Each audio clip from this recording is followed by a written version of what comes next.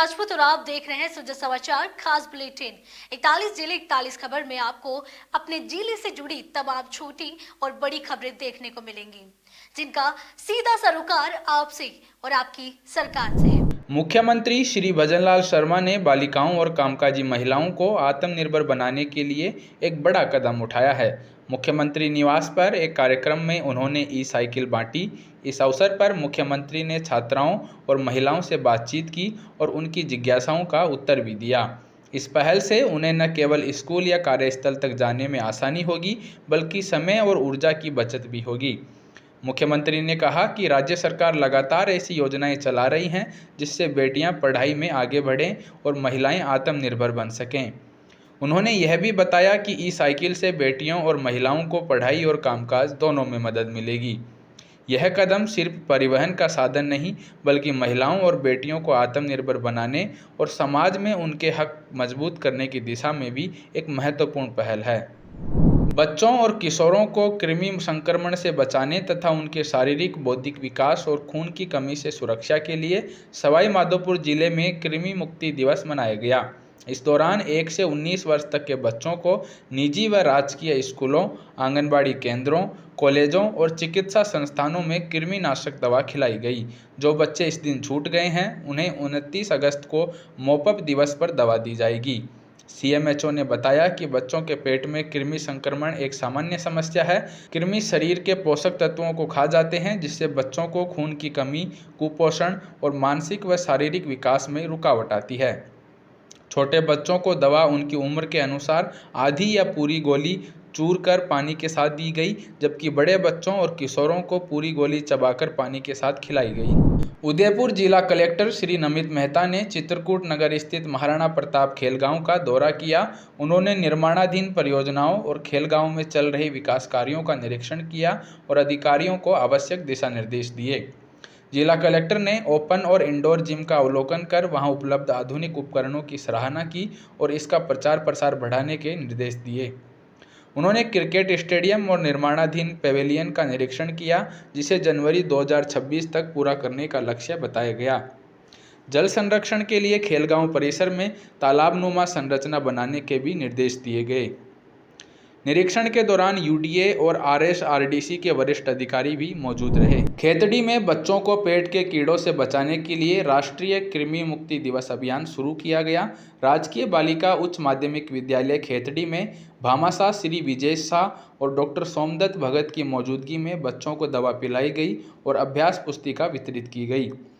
इस दौरान छोटे बच्चों को कृमि मुक्ति के लिए एल्बेंडाजोल दवा दी गई। भामाशाह श्री विजय शाह ने सभी छात्रों को अभ्यास पुस्तिका दी, जबकि डॉक्टर सोमदत्त भगत ने बताया कि कृमि संक्रमण से बच्चों का स्वास्थ्य, पोषण और शिक्षा प्रभावित हो सकता है, इसलिए यह अभियान महत्वपूर्ण है। विद्यालय की प्रधानाचार्य श्रीमती मंजू सैनी ने बताया कि इस दिन 157 बच्चों को दवा पिलाई गई और दिल्ली स्थित सामाजिक संस्था राजस्थान रत्नाकर व खेतड़ी के शाह परिवार के सहयोग से 201 बच्चों को अभ्यास पुस्तिका दी गई। अतिथियों का स्वागत साफा और माला पहनाकर किया गया।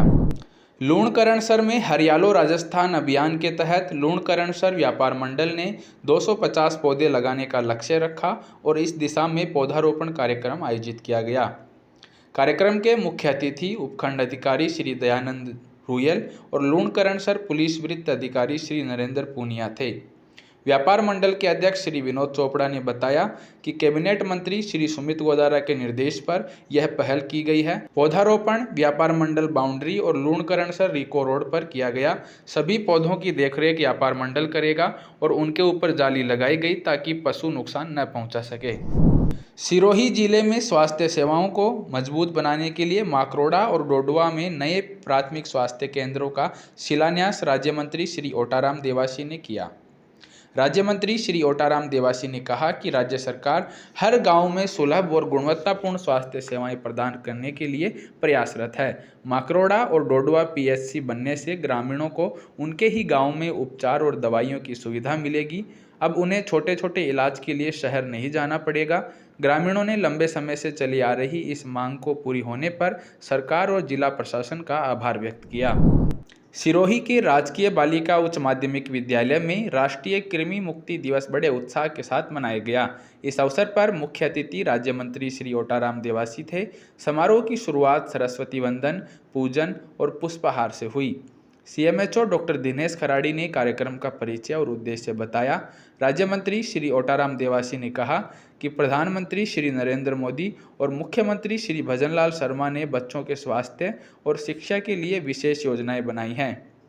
कृमि हमारे शरीर में बीमारी फैलाते हैं और कुपोषण, एनीमिया तथा कमजोरी का कारण बनते हैं। जिला प्रमुख श्री अर्जुन राम पुरोहित ने बच्चों को बताया कि सरकार द्वारा दी जाने वाली कृमिनाशक दवा पूरी तरह सुरक्षित है और इसे सभी बच्चों को लेना चाहिए। इससे बच्चों का स्वास्थ्य मजबूत होता है और उनकी पढ़ाई में ध्यान केंद्रित करने की क्षमता बढ़ती है। सुमेरपुर शहर और आसपास के उपखंड क्षेत्र में गायों में एक बार फिर लंपी रोग के लक्षण दिखाई देने के बाद प्रशासन अलर्ट मोड में आ गया है। उपखंड अधिकारी श्री कालूराम के निर्देश पर विकास अधिकारी श्री प्रमोद दवे, नगर पालिका अधिकारी श्री नरपत सिंह राजपुरोहित और पशु चिकित्सा अधिकारी डॉक्टर हरीश निराला समेत टीम को जिम्मेदारी सौंपी गई है। बीमार गायों को स्वस्थ गायों से अलग रखने के लिए सुमेरपुर, सांडेराव, खिवादी, नेत्रा और पोमावा समेत ग्रामीण इलाकों में आइसोलेशन वार्ड बनाए जा रहे हैं। इसके लिए प्रशासन, पंचायत समिति, नगर पालिका और समाज सेवी सक्रियता से काम कर रहे हैं। ग्रामीण इलाकों का निरीक्षण कर आइसोलेशन वार्ड के लिए स्थान चिन्हित किए जा रहे हैं ताकि बीमार पशुओं को वहीं रखा जा सके और बीमारी अन्य क्षेत्रों में न फैले। उपखंड अधिकारी और जिला कलेक्टर लगातार हालात पर नजर बनाए हुए हैं। राज्य के गोपालक मंत्री श्री जोराराम कुमावत ने प्रशासनिक अधिकारियों को सख्त निर्देश दिए हैं कि लंपी रोग की रोकथाम में कोई ढिलाई न बरती जाए। प्रशासन के निर्देशों पे संभावित लंपी के बढ़ते केसों को देखते हुए मेडिकल ऑफिसर्स के साथ आइसोलेशन वार्ड के संभावित स्थानों का चिन्हित करने के लिए आज हम यहाँ आए हैं। तो नेत्रा गांव में हमने 2-3 जगह देखी है। तो पूरे उपखंड क्षेत्र में 15-15, 20-20 किलोमीटर के क्लस्टर में आइसोलेशन वार्ड खोले जाने की संभावना पे हम विचार कर रहे हैं। तो सांडेराव में पहले से चल रहा है, सुमेरपुर शहर में चल रहा है, एक हम नेत्रा में, एक हम कुमावा में, इस तरह से देख रहे हैं। तो आज यहाँ पे देखिए 1-2 जगह उचित लगी है, रिपोर्ट हम उच्च स्तर पे भेजेंगे, वहाँ से यस होगा तो यहाँ पे आइसोलेशन वार्ड को खोला जाएगा और मेडिकल विभाग की टीम को ले जाकर लंपी से पीड़ित गाय। मुख्यमंत्री श्री भजनलाल शर्मा के निर्देश पर प्रदेश में लोगों की समस्याओं का समय पर निस्तारण करने के लिए अधिकारी सीधे फील्ड में जाकर ग्रामीणों की समस्याओं का समाधान कर रहे हैं। इसी कड़ी में लूणी क्षेत्र के शिकारपुरा गांव में अतिरिक्त जिला कलेक्टर प्रथम राजस्व की अध्यक्षता में रात्रि चौपाल का आयोजन किया गया। इसमें शिकारपुरा और आसपास के ढाणियों से आए ग्रामीणों ने बिजली, पानी, सड़क, चिकित्सा और अन्य विभागों से जुड़ी समस्याएं अधिकारियों के सामने रखी। अतिरिक्त जिला कलेक्टर ने संबंधित अधिकारियों को मौके पर ही कार्रवाई करने के निर्देश दिए।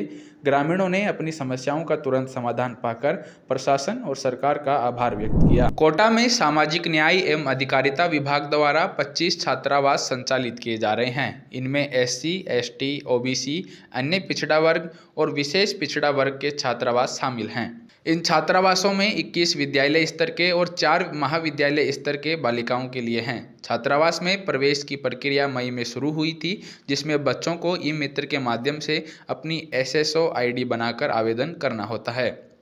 अभी भी कुछ सीटें खाली हैं, इसलिए विभाग ने अंतिम तिथि बढ़ा दी है। इच्छुक विद्यार्थी ई-मित्र पर जाकर 3 विकल्पों के अनुसार आवेदन कर सकते हैं। साथ ही मुख्यमंत्री अनुप्रति कोचिंग योजना के लिए आवेदन की अंतिम तिथि 14 सितंबर तक बढ़ा दी गई है। विभाग द्वारा विभिन्न श्रेणियों के छात्रावास चलाए जा रहे हैं। कोटा जिले में भी 25 छात्रावास हमारे अनुसूचित जाति, जनजाति, अन्य पिछड़ा वर्ग, विशेष पिछड़ा वर्ग देवनारायण योजना के और आर्थिक पिछड़ा वर्ग के छात्रावास संचालित हैं, जिसमें से 21 छात्रावास विद्यालय स्तर के हैं और 4 छात्रावास हमारे महाविद्यालय स्तर के बालिकाओं के हैं। इन छात्रावासों में प्रवेश की प्रक्रिया मई में ही प्रारंभ हो गई थी। इसमें ई-मित्र के माध्यम से बच्चे को जनाधार से अपनी SSO ID बना करके जनाधार के माध्यम से ऑनलाइन आवेदन करना होता है। चूँकि अभी भी हमारे पास छात्रावासों में सीटें खाली थी, तो इसके लिए विभाग के द्वारा इसकी अंतिम तिथि बढ़ाई गई है। आज कोई भी विद्यार्थी जो प्रवेश लेना चाहता है वो अपनी 3 चॉइस के हिसाब से ई मित्र पर जा कर के और आवेदन कर सकता है। लास्ट आमेर में महिला सुरक्षा और जागरूकता बढ़ाने के लिए सशक्त नारी जिम्मेदारी हमारी अभियान के तहत विशेष कार्यक्रम आयोजित किया गया। इस कार्यक्रम का आयोजन महिला सुरक्षा सलाह केंद्र आमेर और आमेर पुलिस की निर्भय टीम ने किया। कार्यक्रम में बड़ी संख्या में महिलाएं, युवतियां और छात्राएं शामिल हुईं। उन्हें मोबाइल पर राजकोप सिटीजन ऐप डाउनलोड करना सिखाया गया, जो महिला सुरक्षा और त्वरित मदद के लिए उपयोगी है। साथ ही आपातकालीन नंबर 100 112 और 1090 की जानकारी भी दी गई, ताकि किसी भी आपात स्थिति में तुरंत पुलिस सहायता ली जा सके। स्थानीय लोगों और महिलाओं ने इस पहल की सराहना की और कहा कि ऐसे कार्यक्रम नियमित रूप से होने चाहिए, ताकि ग्रामीण और शहरी क्षेत्रों में महिलाओं को अपने अधिकारों और सुरक्षा के साधनों के प्रति जागरूक किया जा सके। बूंदी में जिला कलेक्ट्रेट सभागार में जिला स्तरीय जन सुनवाई का आयोजन किया गया। इसमें अतिरिक्त जिला कलेक्टर श्री सुदर्शन सिंह तोमर ने आमजन की समस्याएं सुनी और मौके पर ही उनका समाधान किया। जन सुनवाई के दौरान अधिकारियों को निर्देश दिए गए कि राज्य सरकार की मंशा अनुसार आमजन की वाजिब समस्याओं का त्वरित समाधान किया जाए। अतिरिक्त जिला कलेक्टर ने लोगों की समस्याओं को संवेदनशीलता के साथ सुना और संबंधित अधिकारियों को समाधान के निर्देश दिए। भीम विधानसभा क्षेत्र के ग्राम पंचायत कालदहे में विधायक श्री हरि सिंह रावत ने करोड़ों रुपए की लागत से बने विभिन्न विकास कार्यों का लोकार्पण किया। इस मौके पर सरपंच श्री बलबीर सिंह रावत और सभी वार्ड पंच समेत ग्रामीणों ने विधायक का आभार जताया और कहा कि इन योजनाओं से गांव और आसपास के क्षेत्रों में विकास को नई दिशा मिलेगी। विधायक श्री हरि सिंह रावत ने कहा कि राज्य सरकार की प्राथमिकता ग्रामीण अंचल का समग्र विकास करना है। उन्होंने आश्वासन दिया कि भीम क्षेत्र में विकास की गति लगातार बढ़ाई जाएगी और जनहित से जुड़े कामों में कोई कमी नहीं आने दी जाएगी। राजसमंद जिले के कुंभलगढ़ में प्रदेश के शिक्षा मंत्री श्री मदन दिलावर की पहल पर 2 दिवसीय चिंतन शिविर का आयोजन हुआ। इस शिविर में शिक्षा विभाग के वरिष्ठ अधिकारी, विशेषज्ञ और शिक्षाविद शामिल हुए। शिविर में मुख्य रूप से स्कूलों में नामांकन बढ़ाने, ड्रॉप आउट दर कम करने, राष्ट्रीय शिक्षा नीति का क्रियान्वयन, विद्यार्थियों का समग्र विकास, नैतिक शिक्षा, सामाजिक मूल्य और स्कूलों की आधारभूत सुविधाओं पर चर्चा हुई। शिक्षा मंत्री ने कहा कि बच्चों को सिर्फ पढ़ाई ही नहीं, बल्कि संस्कार और अच्छे नागरिक बनने के लिए भी तैयार करना हमारी जिम्मेदारी है। उन्होंने यह भी कहा कि स्कूल भवनों के निर्माण और उनके रखरखाव की समय सीमा निर्धारित की जाए, ताकि भविष्य में उन्हें सही तरीके से उपयोग में लाया जा सके। प्रदेश में ड्रॉप आउट को शून्य करने और प्रत्येक बच्चे तक गुणवत्तापूर्ण शिक्षा पहुंचाने के लिए समन्वित प्रयास आवश्यक हैं। जीएसटी परिषद की बैठक में ग्रुप ऑफ मिनिस्टर्स ने बड़ा बदलाव प्रस्तावित किया है। अब 5% और 18% की जीएसटी दरें ही लागू रहेंगी, जबकि मौजूदा 12% और 28% स्लैब को खत्म करने की सिफारिश की गई है। इस फैसले से आम उपभोक्ताओं को बड़ी राहत मिलेगी। रोजमर्रा की इस्तेमाल होने वाली कई वस्तुएं सस्ती होंगी। फिलहाल जिन वस्तुओं पर 12% जीएसटी लगता है, वे अब 5% के स्लैब में आ सकती है। वहीं 28% टैक्स वाली चीज़ें 18% स्लैब में शिफ्ट हो जाएंगी। इससे फर्नीचर, इलेक्ट्रिकल उपकरण और अन्य उपभोक्ता वस्तुओं की कीमतों में कमी आएगी। हमारे यशस्वी प्रधानमंत्री नरेंद्र दास मोदी जी ने एक बहुत बड़ी राहत की घोषणा करी थी 15 अगस्त को लाल किले से। उसके बारे में मैं आपको कुछ जानकारी देना चाह रहा हूं कि उन्होंने कहा था कि दिवाली पे बहुत बड़ा तोहफा देंगे। उसी क्रम में प्रधानमंत्री जी के जो बात थी उसको आगे बढ़ाते हुए ग्रुप ऑफ मिनिस्टर्स ने जो जीएसटी में 4 स्लैब हुआ करते थे, या अभी कहें है, जैसे 5% है, 12% है, 18 है और 28 है, तो उनको घटा के 2 स्लैब करने की अनुशंसा कर रहे हैं, 5% और 18%। जो 28 में आइटम थे, जैसे मार्बल है और या दूसरे कोई भी लग्जरी आइटम है, वो सब 18 में आने की संभावना है, और जो 18 और 12 में थे वो 5% में आने की संभावना है। ज्यादातर आइटम 5% में आ जाएंगे। केंद्र सरकार ने जो जीएसटी में स्लैब में चेंज किया है, उसके लिए व्यापारी हित के लिए और व्यापार को बढ़ाने के लिए बहुत बड़ा फायदा किया है। वह जनता के लिए बहुत ही बड़ा फायदा है। जैसे कि 18% से 5% किया है और 28% से 28% को नील किया है। उसके लिए जनता के लिए बहुत फायदा और इस देश के लिए बहुत भी फायदा है और केंद्र सरकार के लिए बहुत बहुत धन्यवाद। भारत सरकार ये बहुत सराहनीय कदम है जो 12% और 28% को हटा करके 5 और 18% पे ला रहे हैं। आम उपभोक्ताओं को इससे बहुत बड़ी राहत मिलने वाली है और ये केंद्र सरकार का बहुत सराहनीय कदम है। भारत के यशस्वी प्रधानमंत्री श्रीमान नरेंद्र मोदी इसके लिए बहुत बहुत धन्यवाद के पात्र है। हम एफएमसीजी के जितने भी व्यापारी हैं सब भारत सरकार को, हम यशस्वी प्रधानमंत्री मोदी जी को और सीतारमण जी को, हम बहुत बहुत वित्त मंत्री सीतारमण जी को बहुत बहुत धन्यवाद देते हैं। हमारे व्यापारी समुदाय की ओर से बहुत बहुत धन्यवाद। करीब 20 दिन के इंतजार के बाद भीलवाड़ा जिले में मानसून फिर से सक्रिय हो गया है। शुक्रवार रात से शुरू हुई बूंदाबांदी शनिवार सुबह तेज बारिश में बदल गई। आसमान में काले बादल छा गए और सड़कों पर पानी भर गया। जिला कलेक्टर ने पहले ही सरकारी और निजी स्कूलों में छुट्टी घोषित कर दी थी, जिससे छात्रों और अभिभावकों को राहत मिली। लगातार बारिश से बांधों और नालों में पानी की अच्छी आवक हुई है। यह बारिश किसानों के लिए राहत लेकर आई है, क्योंकि लंबे समय से बारिश न होने से किसान चिंतित थे। उम्मीद की जा रही है कि आने वाले दिनों में बारिश का यह दौर जारी रहेगा। प्रशासन ने लोगों से अपील की है कि वे सतर्क रहें और ज़रूरत न हो तो घर से बाहर न निकलें। बूंदी जिले में भारी बारिश ने हालात विकट बना दिए हैं। नैनवा, कापरेन और केशोराय पाटन में बाढ़ की स्थिति बनने पर सेना और एसडीआरएफ की टीमों ने मोर्चा संभाल लिया है। जिला प्रशासन की आपदा प्रबंधन टीमें भी लगातार राहत और बचाव कार्यों में जुटी हुई हैं। शनिवार सुबह सेना और एसडीआरएफ की टीमों ने जरूरी सामान पहुंचाने और ग्रामीणों को सुरक्षित निकालने का काम शुरू किया। जिला कलेक्टर श्री अक्षय गोदारा और एसपी श्री राजेंद्र मीणा ने मौके पर पहुंचकर राहत कार्यों की समीक्षा की। बेसिकली अभी पिछले 2 दिन में नैनवा, केशोराय पाटन, रायथल ब्लॉक इसमें बहुत ज़्यादा बारिश हुई है और नैनवा में कल 24 घंटे के भीतर 500 mm से ज़्यादा बारिश हुई है, जो अपने आप में एक बहुत बड़ा गंभीर स्थिति पैदा हुई है जिससे, और जगह जगह गाँव में जलभराव, रास्ते भी कट हो चुके हैं। तो इस ऐसी स्थिति में अभी हमारे द्वारा रेस्क्यू ऑपरेशंस और जारी हैं। आर्मी की भी ऑलरेडी आ चुकी है, वो भी अपनी जगह कार्रवाई रेस्क्यू ऑपरेशन जारी कर रहे हैं। आमजन से यही अपील है कि ऐसी स्थितियों में आप ज़्यादा से ज़्यादा अपने घरों में रहें। सुरक्षित स्थान, अगर घरों में और वहाँ जलभराव की स्थिति पैदा हो रही है तो जो भी सुरक्षित स्थान है, जो ऊंचाई के स्थान है, वहाँ पहुँचें। किसी भी तरह से रिस्क लेके कोई नदी नाले और जहाँ ओवरफ्लो हो रहा है वो ना गाड़ी ले जाने की कोशिश करें, ना स्वयं कोशिश करें।